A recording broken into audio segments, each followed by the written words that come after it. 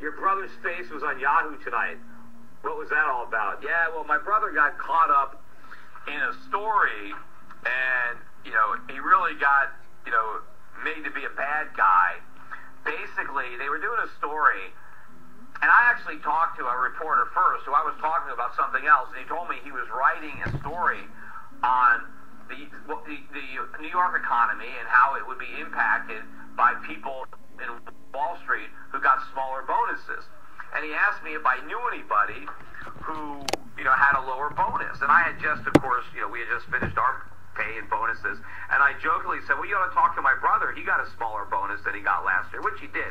I mean, it was a little bit, I joked about it because it was slightly smaller than the one he got last year. Of course, I figured he made a little extra money on his royalties on the book. And I think my profits for the year were a little lower in 2000, that last fiscal year than the year before. So I did give him a little bit of a smaller bonus because I made less money. So anyway, but jokingly I said, hey, why don't you call my brother?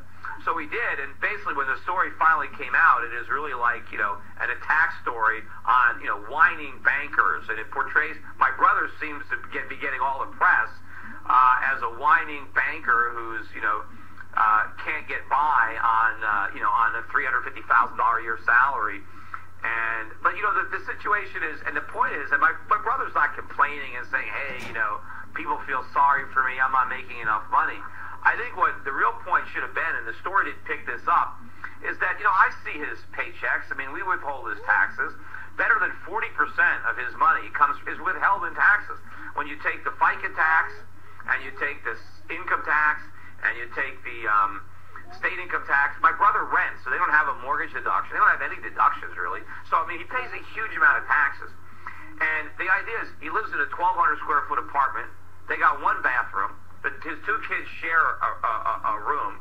He says, you know, they don't even have a dishwasher. In fact, their downstairs bathroom doesn't even have a sink in it because it's a half bathroom, half laundry room. So if you use the bathroom downstairs, you got to wash your hands in the kitchen sink. So, I mean, it's not like they're living, you know, high on the hog. You know, they want to see if they can buy a bigger place so they, you know, they can spread out a little bit. But it's very expensive, and they got to keep the kids in private school because the public schools stink in the neighborhood where they live. And so by the time, you know, after they pay all the taxes, it's, you know, it's not like they're rich. Yet Obama says if you earn more than $250,000 a year, you're rich, and you need to pay more taxes. And it's like more. He's already being taxed to death. Almost half his income is taxes, and he's, you know, he's not like living high on the hog. I mean, you know, they made a big. He mentioned they had a summer rental. Yeah, they rented a little cottage in the summer in Kent, Connecticut. It couldn't have been more than $1,200, $1,500 a month. It wasn't like they were, you know, at a resort at a big. You know, this isn't the Hamptons. You know, but the point is that you're not rich in New York on $350 when you're trying to raise two kids, support a wife, and you're paying for private schools. You're paying all these taxes, high rents, insurance.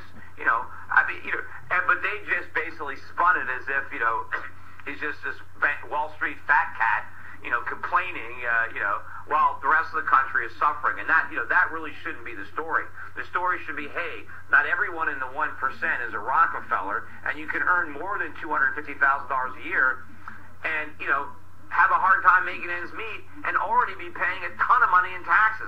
And for the president to say that you're not paying your fair share, and you should pay even more, so that that's what it should be. But somehow it's now a big clap. My brother's now the poster boy for the 1%. I guess that takes the heat off of me now. He seems like he's getting more press than me. The story is kind of going viral. I think it was a #1 article on Bloomberg, and yeah, it was on the front page of Yahoo. I never made it to the front page of Yahoo.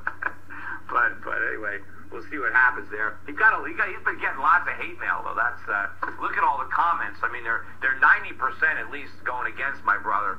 And some people say, you know, but also a lot of the stuff he was taken out of context. Some of the quotes, you know, they wrote it, you know, they kind of twist the words to fit the story. So, you know, it looks like he's being kind of smug, but some of the things that he said, he didn't really say it the way they're written.